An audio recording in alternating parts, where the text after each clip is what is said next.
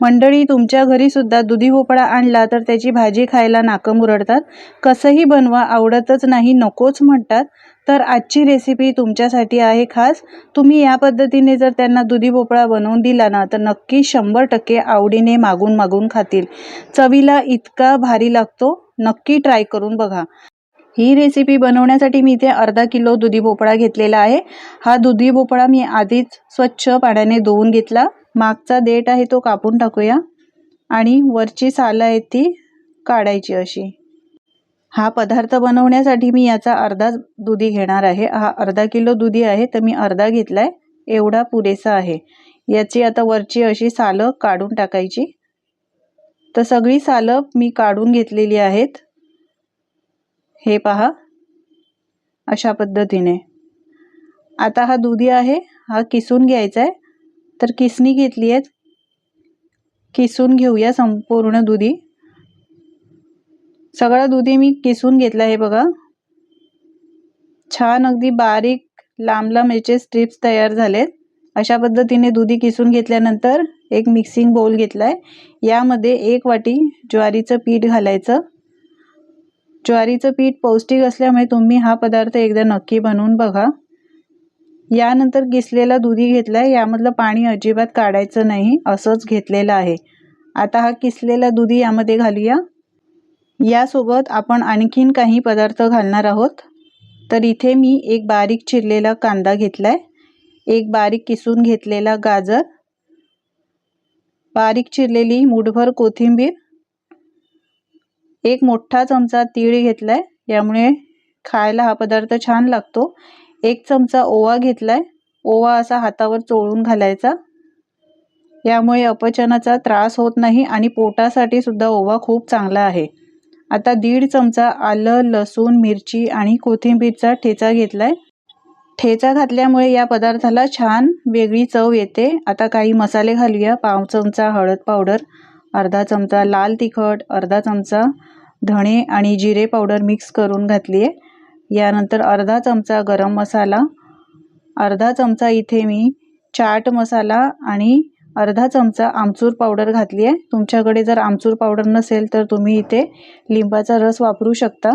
आता चवीप्रमाणे मीठ घालायचं आहे. आता सगळं मिक्स करून घ्यायचं आहे. तर पाणी घालायचं नाही अजिबात सुरुवातीला, कारण दुधी भोपळ्यामध्ये पाण्याचा अंश असतो, पाणी असतंच, मॉइश्चर असतं याला खूप. असंच मिक्स करून घ्यायचं आहे. तर हे बघा, सहज हे व्यवस्थित मिक्स होत आहे. जर घट्ट वाटलं तर यामध्ये थोडंसं पाणी घालायचं. तर आता हे थोडंसं घट्ट झालं आहे बघा. सगळं मिक्स करून घेतलं आहे. मला थोडंसं पाण्याची गरज वाटते इथे. तर आता इथे मी थोडं पाणी घालते. तर अगदी अर्धी वाटी मी पाणी घातलं आहे. अर्धी वाटी पण नाही, 3-4 चमचेच पाणी घातलेलं आहे. पाणी घातल्यानंतर परत एकदा सगळं व्यवस्थित मिक्स करून घेऊया. आपल्याला हे जास्त घट्टसर मळून नाही घ्यायचं आहे, थोडंसं सैलसरच पीठ मळून घ्यायचं आहे. तुम्ही पाहू शकता हे थोडंसं पीठ आहे ते सैलसर आहे, अजिबात जास्त घट्ट नाही.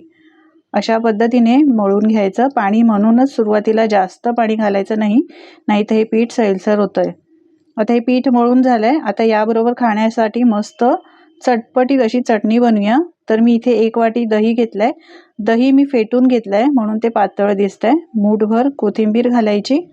यानंतर 1 इंच आल्याचा तुकडा. आता तुम्हाला तिखट किती हवंय त्याप्रमाणे 2-3 हिरव्या मिरच्या घालायच्या. आता मी इथे मीठ सुद्धा घातलंय, पण व्हिडिओ स्किप झालाय. मीठ सुद्धा नक्कीच घाला. आता झाकण लावून चटणी ही वाटून घ्यायची.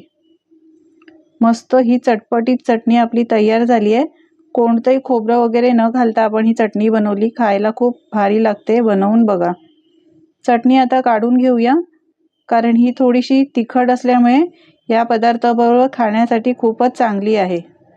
तुम्ही जर मुलांना हा पदार्थ देणार असाल आणि ही चटणी देणार असाल तर तिखट मिरच्या कमी वापरा.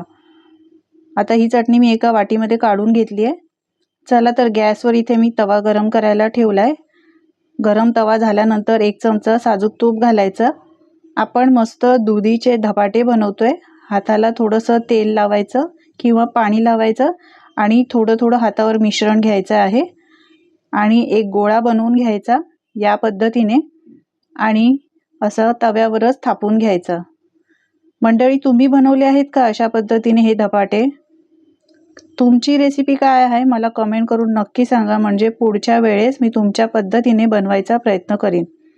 अशा पद्धतीने पातळ हे धपाटे थापून घ्यायचे। जास्त जाड थापायचे नाही, थोडं हाताला पाणी किंवा तेल लावून असे पातळ हे धपाटे थापून घ्यायचे। तुम्हाला जर असं तव्यावर थापायला होत नसेल तर एखादा बटर पेपर किंवा रुमालावर तुम्ही थापून घेऊ शकता आणि त्यानंतर यावर घालू शकता। आता यावर थोडेसे तीळ लावूया, म्हणजे खायला भारी लागतात। तीळ पौष्टिक सुद्धा आहेत, तर तिळाचा वापर सुद्धा तुम्ही नक्की करू शकता। एका बाजूने भाजल्यानंतर याला पलटून घ्यायचं आणि अशा पद्धतीने दुसऱ्या बाजूने सुद्धा सोनेरी रंग येईपर्यंत भाजून घ्यायचं आहे। थोडंसं साजूक तूप घालायचं आणि असं वरून थोडंसं दाबून घ्यायचं, म्हणजे चांगला भाजला जातो, कच्चा राहत नाही। 1-2 मिनिटं छान एका बाजूने भाजून घ्यायचं आहे। त्यानंतर याला पुन्हा पलटून घेऊया। मस्त रंग आलाय पहा, तुम्ही पाहू शकता किती सुंदर रंग आलाय। मंडळी, तुम्हाला जर माझी रेसिपी आवडत असेल तर प्लीज एक लाईक करायला अजिबात विसरू नका आणि तुम्ही कुठून ही रेसिपी माझी पाहता हे सुद्धा कमेंट करून नक्की सांगा, म्हणजे मी तुमचे आभार मानू शकेन। मस्त धपाटा तयार झालाय। जाळीवर काढून घ्यायचा, म्हणजे एक्स्ट्राची याची वाफ निघून जाते। सारख्याच पद्धतीने तव्यावर मी इथे तूप घातलंय। थोडंसं मिश्रण घ्यायचंय, पाणी लावून हाताला किंवा तेल लावून अशा पद्धतीने हे थापून घ्यायचंय। आता हे थापताना गॅसची फ्लेम एकदम स्लो करायची आणि त्यानंतर थापायचं, नाही तर हाताला चटके लागू शकतात। लो टू मीडियम फ्लेमवर आपल्याला हे चांगले खमंग खरपूस भाजून घ्यायचे। आता यावर तीळ घालायचे आहेत। गॅसची फ्लेम लो टू मीडियम ठेवली आहे। तीळ घातल्यानंतर थोडंसं हाताने प्रेस करून घ्यायचं, म्हणजे ते व्यवस्थित यावर चिटकतात, पडत नाहीत। एका बाजूने छान भाजल्यानंतर याला पलटून घेऊया आणि दुसऱ्या बाजूने सुद्धा छान सोनेरी रंग येईपर्यंत भाजून घेऊया। मुलांना तुम्ही टिफिनला हे झटपट बनवून देऊ शकतात। लहानच काय मोठे सुद्धा आवडीने खातील। शिवाय दुधी सुद्धा पौष्टिक आहे, ज्वारीचं पीठ सुद्धा पौष्टिक आहे, तर याचा वापर नक्की करा। यामध्ये तुम्ही अजून भाज्या काही घालू शकता, कोबी बारीक चिरून घालू शकता। मस्त खरपूस भाजून घेतलंय। आता हे सुद्धा काढून घेऊया। अजिबात कुठेही कच्चं दिसत नाही, तुम्ही पाहू शकता। थोडंसं वरून टॅप करायचं, म्हणजे ते कच्चं असेल कुठे तर ते शेकलं जातं। आता हे सुद्धा जाळीवर काढून घ्यायचंय। अशाच पद्धतीने बाकीचे मी धपाटे सुद्धा बनवून घेतलेत। रंग पाहू शकता, खूप सुरेख आलाय, कुठेही तुम्हाला कच्चे दिसणार नाही अजिबात। यासाठीच लो टू मीडियम फ्लेमवर व्यवस्थित हे भाजून घ्यायचे। तुम्ही सुद्धा मंडळी हे झटपट बनणारे दुधीचे धपाटे बनवून बघा आणि बनवून बघितल्यानंतर तुमचे अनुभव माझ्यासोबत शेअर करायला अजिबात विसरू नका। माझी खात्री आहे तुम्हाला आजची रेसिपी ही नक्कीच आवडली असेल।